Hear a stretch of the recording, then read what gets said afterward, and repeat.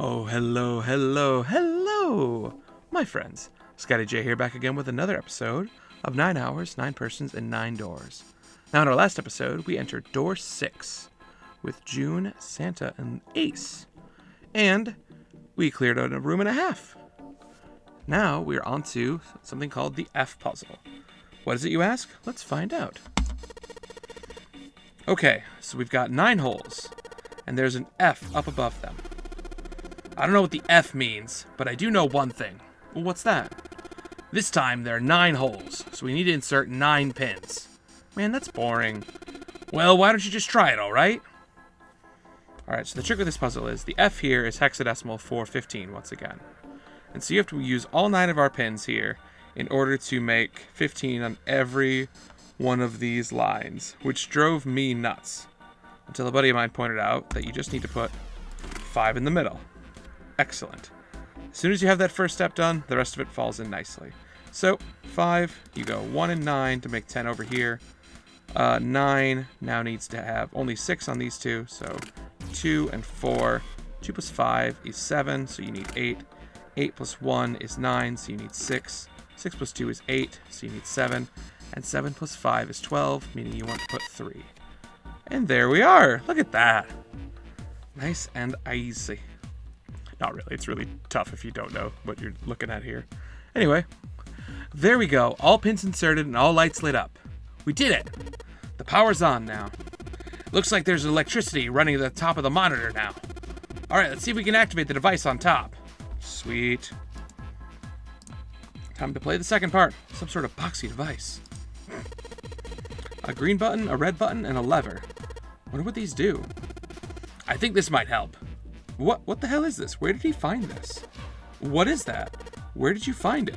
I found it when you were messing with the pinholes. Looks like instructions for this thing. According to what it says here, this thing is remote control for that. That? Yeah, that. What's he pointing at? Oh. That machine over there apparently is called the Pushmaster 5000. Are you serious? Whatever. What are we supposed to do with this Pushmaster 5000? You see the coffin on top of the crates? Well, yeah. Don't you want to know what the deal is with it? I do. You want to check it out? Well, yeah. All right. So how do you think we're going to get over there? Well, were there some crates on the right side of the fence that someone piled up like stairs? Maybe we make a path to the coffin from there? And how do we do that? Line up the crates, I guess? Yeah, that sounds about right. I guess it's just another one of Zero's puzzles. Yeah. Anyways, let's give it a shot.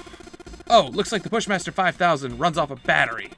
So to keep it from using up its energy too fast, it's been programmed so that it'll only start moving once its path has been determined. Alright. I'll keep that in mind. New material's been added to the file screen. Alright. Let's play around, shall we? Alright, let's give this a try. Sure thing. Just keep in mind that there's a limit on the battery, alright? The battery dies after 50 moves. At least that's what it says in the manual. 50 moves, huh? Also, keep in mind that the Pushmaster 5000 can't move heavy metal crates, okay? Got it. Instructions for operation. When a square adjacent to the Pushmaster 5000 is touched, the Pushmaster 5000 will move to that square. If there's a crate in the way, the Pushmaster 5000 will push up to a single crate. Move the crates appropriately and efficiently, and fill the yellow areas. Alright, so this one's also quite tricky. So we got 50 moves, and we need to get all these blocks into these holes. However, the immediate trap here is that you can't push a block that's right here into here. So we gotta get a little creative. So let's play. Ha ha, ho ho, hee hee, ha ha. Whoosh, ho ho, hee hee, ha ha. Ya-da-da. There we go. And from there, we can push you there, and up. And we go all the way back around. Push you, and then I go down with you. Ha ho ho, tee. Uh-oh. Getting low on moves. Oh, sugar. Oh, and exactly 50. Oh, we did it. Oh, man, that was real close. Okay, I'm done putting in the program.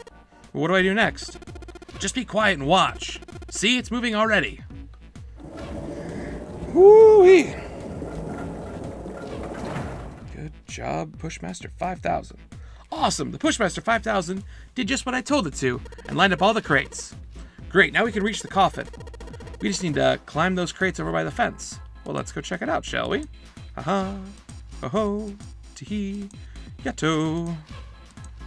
Up, over, coffin party. All right, let's check out the coffin. They walked slowly past the row of crates until they came to the coffin. They stopped and nodded to one another, and Junpei put his hand on the lid to the coffin. Mummy! Ah, I'm just kidding. He smirked heartily at his own joke. Junpei grumbled and shook his head. Whatever, just open it. Junpei resisted the urge to remind Santa that he would have had it open a long time ago if Santa had interrupted, and quickly threw off the lid of the coffin. They peered inside. Contrary to what they expected, the inside of the coffin was quite large. It was mostly empty, but not completely so. Laying on the bottom was a rusty key, and next to the key... It's a gun! Yeah, a revolver. Looks pretty old. I wonder if this is a replica. Junpei reached down slowly and cautiously picked up the revolver. In his hand, it felt heavy. He checked the cylinder. There were 6 bullets. He'd never seen a real gun, or even a real bullet before. He couldn't tell if these were real or not. The barrel was rifled, and nothing seemed to be blocking it. As Ace had said, the gun was a very old one. However, it appeared to have been well maintained. If it was a real gun, Junpei thought it most likely would function perfectly. If it was real. Holding the gun made Junpei feel unpleasant. Carefully, he placed it back in the coffin. You're not going to take it? Well, of course not. All something like this is good for is going to cause more trouble. It's a powerful weapon to give one person a huge advantage. Something like that would be way too dangerous to have around. We're in enough danger already. Yeah, I suppose you're right. Maybe Zero put this gun here hoping that something like this might happen. In other words, maybe he put it here to make us fight each other. In that case, we should most certainly leave it here.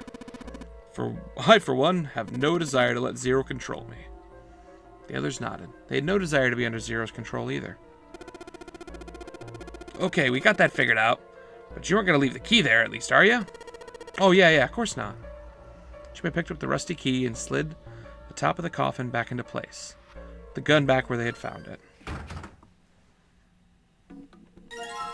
Alright, a rusty key. Let's get us on out of here, shall we? Uh-huh.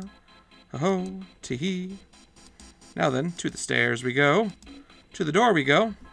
Let's just put the key in here and... Ah, yes! Sounds like that did it! Yay! Looks like it's open, Jumpy. I see. This key should open the door. Hey, what are you waiting for? Let's go! Let's go! Yes! It's opening! Woohoo! We found it! Alright!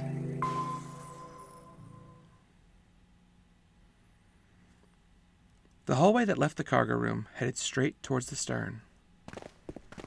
Junpei and the other 3 proceeded down it, silently. Some distance along it, a large room opened up on the left-hand side. It looked familiar. An iron grate covered each of the elevators. Junpei and his companions drew to a stop and began to discuss what their next move should be. We've seen this elevator before. We got off the one on the left just a little while ago. Then we went through the number 6 door, and that took us to the engine room. Yes, and after that we passed through the cargo room. And now we're back here. In other words, we made a loop. We're back to where we started. Junpei approached the elevator. Gently, he pushed the triangle button on the wall next to it. A moment passed.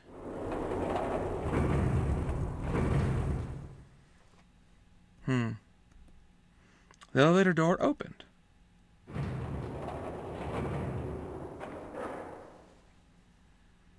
And shut. Pushing the button had apparently restored power to the elevator. The elevator was now functional. What do we do? Should we return to C deck? No, this hallway keeps going.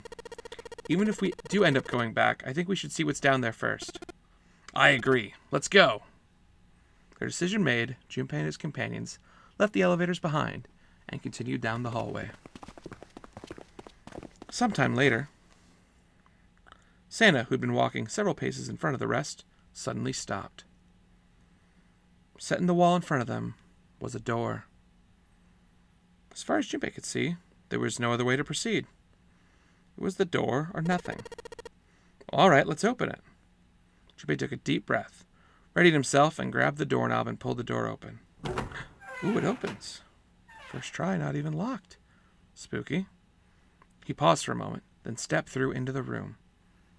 And there he saw the number that had hung over his head since the day they'd woken up. 9. Like the numbers on every other door, this one too was a rough shape made of red paint. Its door was set into the back of a wall of a room.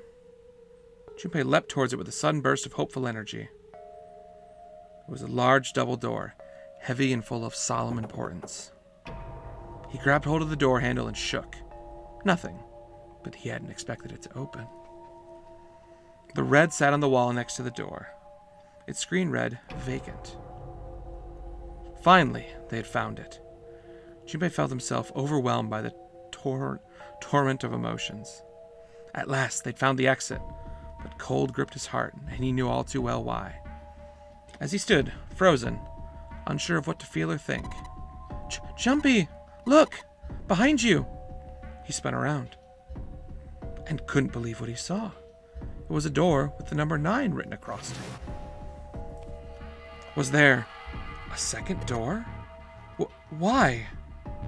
Junpei's voice was barely audible, even to himself. He stumbled towards the second door as if somehow compelled.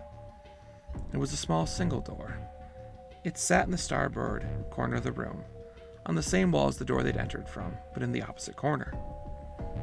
9. There was no mistaking it. A red sat on the wall next to the door as well. Junpei shook the door handle pointlessly and muttered to himself. Why? Why the hell are there 2 doors? It was Santa who answered. There were always 2 doors.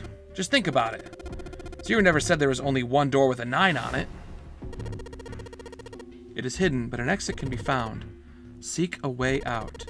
Seek a door that carries a 9. Of course, we just assumed that there was only one. After all, why would there be more than one? Oh man. Jeez. Junpei was stunned. Zero's trick had taken him completely by surprise. There were 2 doors. That meant that all 9 people who had met in the central staircase could escape and leave no one behind. Now the reason for the bracelet numbers being 1, 2, 3, 4, 5, 6, 7, 8, and 9 was clear. Divided in 2, the digital root of both teams would be 9. For instance, 1, 2, 7, 8, and 3, 4, 5, 6, 9, the digital root of both teams would be 9. Or 2, 3, 4, 9, 1, 5, 6, 7, 8, the digital root would once again also be 9. There were many other workable combinations, but they all ended up the same way, with a digital root of 9. What did it all mean? The answer was quite simple. From the very beginning, the notary game was designed to save all 9 people. Zero hadn't been lying. Zero had never said there was only one door. But anyone who found themselves in the game would have assumed that case. Fights would have broken out. One team would likely betray or deceive the other. Someone might be hurt. Someone might get killed. But eventually, they would reach the room Junpei now found himself in, and realize the pointlessness of whatever violence they'd visited upon each other. There were 2 doors. No need to kill each other. They'd understood, be appalled, and overwhelmed with guilt at what they'd done. Perhaps that was the purpose of this game. That was how the notary game was meant to be played. Fortunately, they hadn't started to fight one another, or at least not yet. But if one misstep was made, if the wrong mistakes happened, the stakes would rise and the noose would tighten. The thought of it sent a chill down his spine. So what are you going to do, Junpei? A voice broke through Junpei's frantic thoughts. It was Santa's voice. It brought Junpei back to his senses. No use worrying about the future. He needed to figure out what they were going to do next. There were 4 people in the room. Ace, Santa, Junpei, and June. Their bracelet numbers were 1, 3, 5, and 6. Digital root of that would be, of course, 6. In other words, the 4 of them couldn't open a door with the number 9. But what if there were only 3? Could 9 be opened with only 3 of them? It took him no time at all to determine the answer. There was only one combination of 3 people that would give a digital root of 9. 1 plus 3 plus 5 equaled 9. That would mean... No! We gotta go back. That wasn't a possibility he was willing to consider. Santa and Ace agreed. Yep, I agree. We cannot leave June behind. Junpei let out a breath he hadn't realized he'd been holding. Are you sure? I don't mind staying. June's body betrayed her true feelings. Her eyes were wet with the beginnings of tears, and her legs shook. It's okay. There's no way we'd leave you behind. Santa had said what Junpei had known the moment he realized which 3 people could go through the door. Besides, I'd rather drown at the bottom of the ocean than escape with this sausage fest. Maybe I'll get to go to the Atlanta. Are you sure you don't mean Atlantis? Oh, right. Perhaps it was the sudden reassurance that no one wanted to leave June behind, but Junpei laughed harder than he had in some time. Santa and Ace smiled. You guys... June blinked tears from her eyes and bit her lip. She didn't seem to know what else to say. Very well. We best head back to C deck, then. We should be able to take the elevator we passed earlier. Perhaps Clover, Seven, and Lotus will have returned from door 1. Even as Ace spoke, they knew finding the others wouldn't improve the situation. There was no way they could be split into teams that would go through the doors. Ace knew it. They all knew it. But there was nothing else they could do. They would find the other 3 and search for another solution. All right, let's go. Ace looked at all 3 of them, then turned and headed through the door. Santa and June followed. Junpei started towards the door, then stopped. He'd been too busy with the others to concern himself, others' concerns, to notice the room itself. It didn't seem terribly important now, but what exactly was it? Junpei looked around the room for the first time, noticing things that weren't the doors with 9 on them. The red carpet ran between 2 columns of wooden benches that ran the length of the room. The carpet began at the large set of double doors, then ran down the bow towards... Well, Junpei wasn't sure. Was it an altar, perhaps? There was a small rectangular alcove at the end of the carpet, and inside the alcove was a raised platform. Resting on top of the platform was a coffin. A coffin? A coffin. What on earth was a coffin doing in a place like that? But before Junpei had time to answer that question... Hey, Junpei! The hell are you doing? Let's move! Santa's voice echoed it from the hall outside. Oh, right, okay. I'll be right there. Junpei turned on his heel and left the quiet, somber room.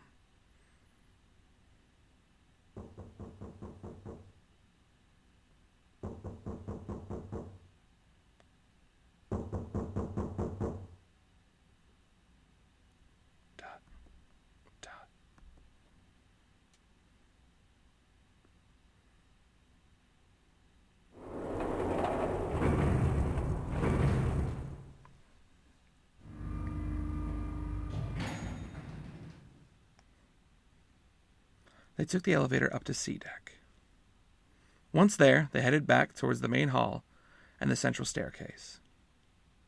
It didn't take them long. Junpei found Seven and Lotus waiting for them. They didn't look happy. We got a problem. Clover is gone. Junpei and his 3 companions looked at one another. He turned back to Seven and Lotus. What do you mean, gone? Santa, Ace, and June had their own questions to ask. When? Why? You 2 went to door 1 with Clover, didn't you? Seven and Lotus responded as best they could. Yeah, we went through the door together, but Clover barely spoke to us. She just did her own thing the whole time. There were 4 rooms on the other side of door 1. She wouldn't let us go into the 4th room. She just said, I'll take care of this one. and shut the door. She must have blocked it with something on the other side. We waited for a while, but Clover didn't come out. We called for her, but she didn't answer.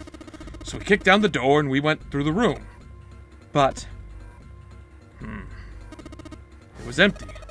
Clover wasn't there. There was a door on the other wall, and it was open. We figured she opened the door and left by herself. We ran after her, of course, but... well, obviously we didn't find her. You figured out that much. Clover's gone. Junpei thought for a moment. When did this happen? We got here just before you. You certainly have excellent timing. So you haven't searched anywhere other than near the staircase? No, we haven't. Finally, Ace spoke. His voice had an edge of resolve and concern. Very well, then. We best separate and look for Clover. We haven't much time left. Let's begin. There were quick nods all around, and the 6 remaining players spread out.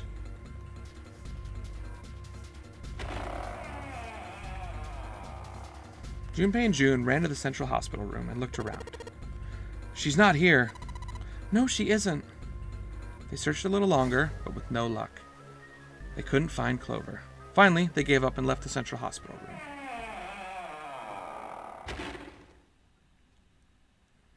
Slowly, they made their way back to the hallway. At last, they reached the stairs, and Junpei spoke. All right, I'm thinking we should probably split up. I'll head back to the stairs and take the elevator down to E deck. June, can you take the stairs up to B deck? All right, that sounds good. But, what? Could you stop calling me by that code name when we're alone? Huh? Oh, sure, right. I'll, do that. There was a reason Junpei persisted in calling her June, even when they were alone. Although perhaps not the best reason. He was embarrassed to call her by the nickname he used when they were children, Canny. 9 years ago, it came naturally. After all, they were kids. But now that they were adults, it felt strange. Regardless of what he might hope for, to call a woman he wasn't dating by such a childish nickname felt odd to him. Of course, to call her Miss Kurashiki would feel even more awkward, and simply Kurashiki would seem a little brusque. And although he couldn't put his finger on why, he felt somewhat forward to call her Akane, when they hadn't seen one another in so long.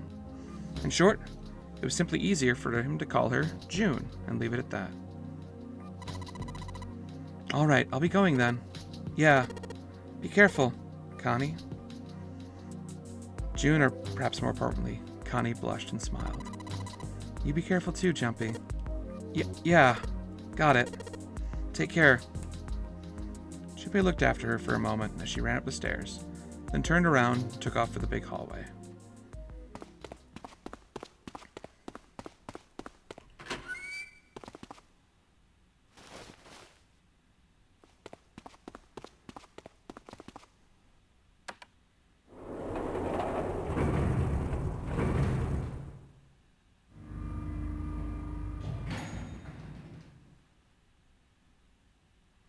Tragedy always strikes when one least expects it. But to wait for a man to stand before striking him down seems almost crueler than dealing the fatal blow when he lies on the ground. A light in a dark place, June's smile had always given him hope, both for escape and possibly for something else. It was that hope that raised his spirits just enough that they might soon fully be dashed. He opened the elevator door, and there she was. A woman sat slouched against the wall. It was Lotus. Junpei felt his blood turn to ice. Her body was limp, and her skin smooth and pale as always. However, it was covered in red blood. Junpei felt his chest constrict. He couldn't breathe, and his legs began to shake. A slow, cold drop of sweat trickled down his back. He felt his stomach somersault. Junpei's mind went blank. All his thoughts replaced with endless, hissing white. Driven by little more than instinct, he began to walk towards Lotus, slowly. Each slow movement of his stiff limbs brought him closer to her corpse. Finally, he stood next to her. Robotically, he bent down, put his hand against her neck. There was no pulse, no rise and fall of breathing. She was slightly warm. Something somewhere in Junpei's shaken mind told him it meant that she had been killed recently. Yes, Junpei thought, his mind slowly returning. She had been killed. Someone had killed her. There was a deep cut in the left side of her chest, blood still oozing from it, although clearly her heart had stopped beating some time ago. The weapon had been a knife, then? Perhaps she'd been stabbed in the heart once. She would have died immediately. He took a little comfort from knowing that she would have suffered very little. Only then did Junpei notice. Lotus's bracelet was gone. Lastly, let us discuss how to remove the bracelets. There are only 2 ways to do so. 1, you must escape from this ship. 2, your heart rate reaches 0. In other words, once your bracelet has been taken outside the confines of this ship, or detects its wearer's heartbeat has fallen to 0, it will shut down automatically. Was that why her killer had ended Lotus's life? So that they might have the number 8 bracelet? If that was true, then the killer was whoever wanted the number 8 bracelet. Perhaps more accurately, the person who would gain the most by obtaining the number 8. Who is that? Who would benefit the most from the number 8 bracelet? The thought had only just entered Junpei's mind when he heard a noise. A sound like a sharp knife cutting through wet meat. It struck him as strange that the noise came from inside his own body. A moment later, the pain hit him. It wasn't merely pain. There was heat. Extreme heat as well. He felt as though molten iron had been splashed against the side of his body. Finally, his brain made the connection. He had been stabbed. But where? His body was quickly going numb. He couldn't tell where the knife had met his flesh. Given the circumstances, however, he had most likely been stabbed in the back. Whoever had killed Lotus had now done the same to Junpei as well.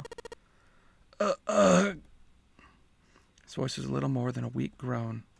With the little strength he had left, Junpei turned his body, trying to catch a glimpse of his attacker.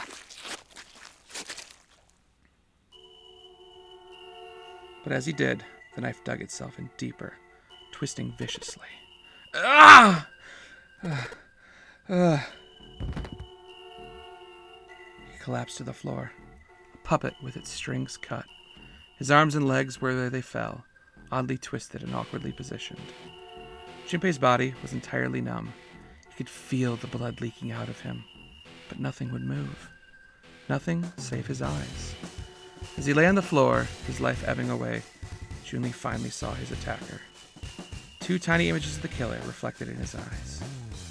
With that recognition came nothing. He felt no emotion, not anger, not sadness, not regret. The paralysis that had claimed his body had reached his mind. His killer glanced down at his body.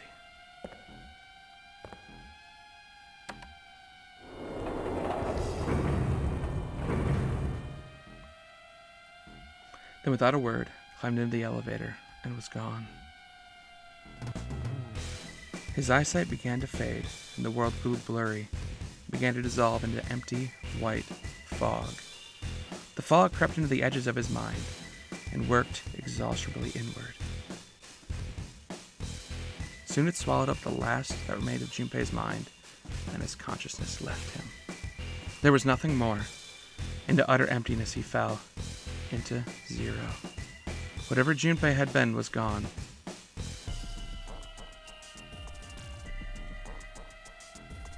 Bad end.